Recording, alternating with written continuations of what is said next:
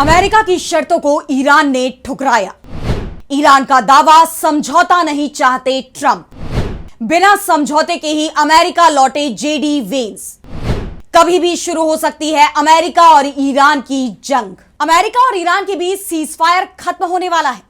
कभी भी दोबारा जंग शुरू हो जाएगी और इस बार भी अमेरिका ईरान के नेताओं को निशाना बना सकता है, क्योंकि पाकिस्तान में जो बातचीत चल रही थी वो फेल हो गई है और ईरान को इस बात का डर लग रहा है कि ट्रंप ने भले ही 14 दिन के सीजफायर की बात कही हो, लेकिन अमेरिका का इतिहास धोखा देने का रहा है और वो एक बार फिर धोखा दे सकता है। इसलिए ईरान को बेहद सतर्क रहने की जरूरत दिखाई दे रही है और यही कारण है कि उसने साफ कर दिया है कि वो जंग के लिए तैयार है, लेकिन अमेरिका की शर्तों को मानने के लिए तैयार नहीं है।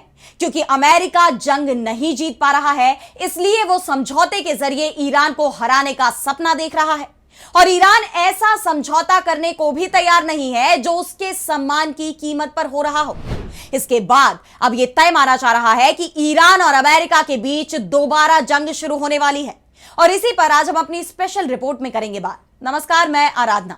तो शुरू करते हैं हमारी एक खास रिपोर्ट और बात करते हैं पश्चिम एशिया में क्या दोबारा छिड़ जाएगी जंग।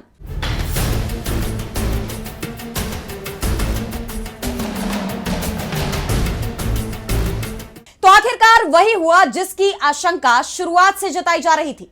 इस्लामाबाद में अमेरिका और ईरान के बीच हुई वार्ता पूरी तरह से फ्लॉप साबित हुई है। पहले से ही कहा जा रहा था कि दोनों ही पक्षों में कोई समझौता नहीं हो पाएगा और ऐसा हुआ भी। ईरान की तरफ से कोशिश की गई थी कि जेडी वेंस को इस्लामाबाद से खाली हाथ नहीं लौटाया जाए। उसने बातचीत में अपना रुख नरम भी किया, अमेरिका की कुछ शर्तों को मानने के लिए भी तैयार हो गया, लेकिन अमेरिका बातचीत में ईरान के सरेंडर पर अड़ गया। अपनी हर शर्त को ईरान से मनवाने की कोशिश में जुटा रहा। ऐसे में बातचीत फेल होनी ही थी और वैसा ही हुआ। इस्लामाबाद में अमेरिका का जो रुख दिखाई दिया, उसके बाद ईरान ने भी कह दिया कि अमेरिका के साथ अब वो कोई बातचीत नहीं करेगा, क्योंकि अमेरिका का मकसद बातचीत के जरिए समझौता करने का है ही नहीं। दरअसल सीजफायर को अमेरिका के अंदर ही ट्रंप का सरेंडर कहा जा रहा था। ट्रंप के समर्थक ही उनसे बेहद नाराज दिखाई दे रहे थे, जिसके बाद से ही अमेरिका के राष्ट्रपति पर दबाव बना हुआ था कि बातचीत में वो इतनी कठोर शर्तें ईरान के सामने रखे कि वो इसे मानने से ही इनकार कर दे। और जैसा ट्रंप चाहते थे ठीक वैसा ही हुआ। ईरान ने अमेरिका की शर्तों को मानने से इनकार कर दिया, जिसके बाद दोनों देशों के बीच एक बार फिर जंग शुरू होने के आसार बन गए हैं और अब किसी भी वक्त यह सीजफायर खत्म हो सकता है, जिससे एक बार फिर पूरे पश्चिम एशिया में तबाही मच सकती है। क्योंकि इस बार जो हमले होंगे वो बुनियादी ढांचों पर होंगे, यानी इस बार जंग संयुक्त राष्ट्र के बनाए गए नियमों को पूरी तरह से तोड़कर रख देगी। अमेरिकी राष्ट्रपति डोनाल्ड ट्रंप तो पहले ही कह चुके हैं कि वो ईरान के पावर प्लांट, उसके ब्रिज और न्यूक्लियर ठिकानों को निशाना बनाएंगे और इसके जवाब में ईरान ने भी कह दिया है कि वो भी जैसे को तैसा ही जवाब देगा, यानी जैसे हमले अमेरिका की तरफ से किए जाएंगे वैसे ही जवाबी हमले ईरान भी करेगा। वो भी पश्चिम एशिया में अमेरिकी समर्थक देशों के पुल, उनकी रिफाइनरी पर हमले करेगा। अब इस बातचीत के फेल होने के पीछे जो कारण सामने आए हैं, उसमें ईरान की डिमांड थी कि अमेरिका उसकी जब्त संपत्तियों को रिलीज करे और लेबनान को भी युद्ध विराम समझौते में शामिल किया जाए, जबकि अमेरिका की शर्त थी कि ईरान अपना परमाणु हथियार बनाने का कार्यक्रम बंद कर दे, बैलिस्टिक मिसाइल कार्यक्रमों को भी रोक दे। ईरान के पास सिर्फ इतनी ही ताकत होनी चाहिए कि वो घरेलू विद्रोह का सामना कर सके। यानी अमेरिका चाहता था कि ईरान पश्चिम एशिया का सबसे कमजोर देश बन जाए और अमेरिका के इशारे पर अपनी नीतियां तय करे, लेकिन ईरान इसके लिए तैयार नहीं था। ईरान ने कहा कि वो परमाणु कार्यक्रम नहीं छोड़ेगा।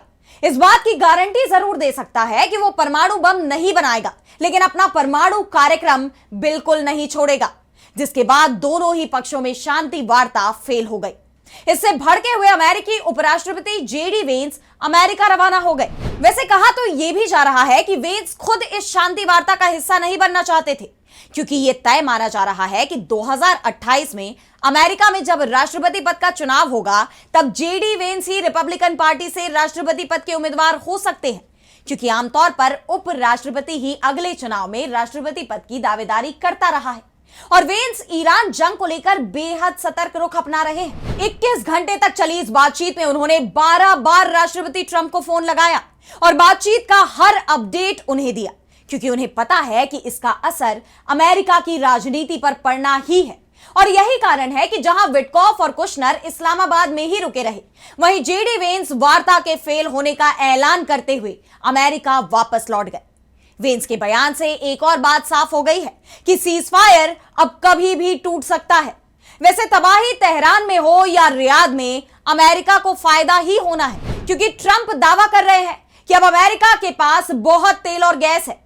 ऐसे में अगर खाड़ी के देश बर्बाद हो जाते हैं, तब अमेरिका दुनिया को तेल और गैस बेचेगा। और अब तो वेनेजुएला का तेल भी अमेरिका के पास है। ये बात तो आप सभी जानते ही हैं कि दुनिया में सबसे ज्यादा तेल वेनेजुएला के ही पास है। और ट्रंप पहले ही कह चुके हैं कि इस तेल से वो बहुत कमाई करने वाले हैं। लेकिन अमेरिका की कमाई पश्चिम एशिया पर बहुत भारी पड़ने वाली है। वैसे सीजफायर को लेकर जो बातचीत चल रही थी वो सफल होगी, इस पर संशय अमेरिका में ही था और ईरान में भी था। इसलिए ईरान की तरफ से जंग की तैयारियां भी तेज कर दी गई थी। हथियार फैक्ट्रियां शुरू हो गई थी। चीन और रूस से हथियार बनाने का सामान और डिफेंस सिस्टमों की डिलीवरी भी शुरू कर दी गई थी, जिससे बौखलाए ट्रंप का बयान भी सामने आया है। उन्होंने कहा है कि अगर चीन ईरान को हथियारों की सप्लाई करता है, तब उन्हें बड़ी मुश्किलें होंगी। लेकिन चीनी राष्ट्रपति शी जिनपिंग पहले से ही अमेरिका की धमकियों को नजरअंदाज करते रहे हैं और इस बार भी चीन पर अमेरिकी धमकी काम करती दिखाई नहीं दे रही।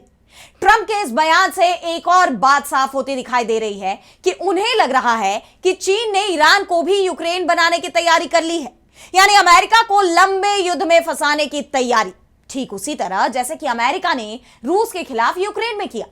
अमेरिका रूस से जंग लड़ने के लिए यूक्रेन को हथियारों की खेप भेजता रहा, जिससे यह युद्ध 4 साल से भी ज्यादा समय से जारी है। और अब चीन ने वही चाल ईरान में चल दी है, जिससे आशंका है कि ईरान और अमेरिका युद्ध भी लंबे समय तक, यानी कई सालों तक जारी रह सकता है। और अगर यह जंग 1 साल भी चल जाती है, तब दुनिया से अमेरिका का दबदबा पूरी तरह खत्म हो जाएगा। और यही तो चीन चाहता भी है। वैसे चीन का एक डर और है कि अगर इस जंग में ईरान को हार मिलती है या फिर ईरान अमेरिका की शर्तों पर समझौता कर लेता है, तो फिर चीन को ईरान का तेल मिलना मुश्किल हो जाएगा। और पहले ही वेनेजुएला चीन के हाथ से निकल चुका है। ऐसे में अगर ईरान की हार होती है, तब चीन पर इसका असर सबसे ज्यादा होगा।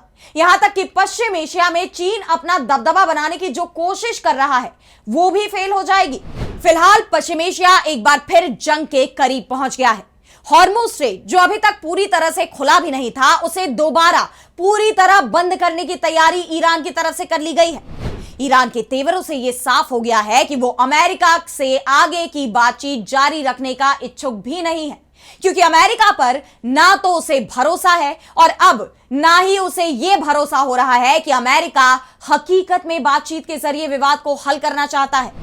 ट्रंप जिस तरह के बयान दे रहे हैं, उससे भी ईरान नाराज ही दिखाई दे रहा है। ऐसे में पश्चिम एशिया को लेकर अनिश्चितता बढ़ती जा रही है। लेकिन फिलहाल आज स्पेशल रिपोर्ट में इतना ही। कैसी लगी आपको रिपोर्ट, हमें कमेंट सेक्शन बताइए। और अगर आपको रिपोर्ट पसंद आई तो वीडियो को लाइक करना ना भूलें और चैनल को सब्सक्राइब कर ले। इसी के साथ मुझे दीजिए इजाजत और देश दुनिया की तमाम बड़ी खबरों के लिए आप देखते रहिए डीबी लाइव। नमस्कार।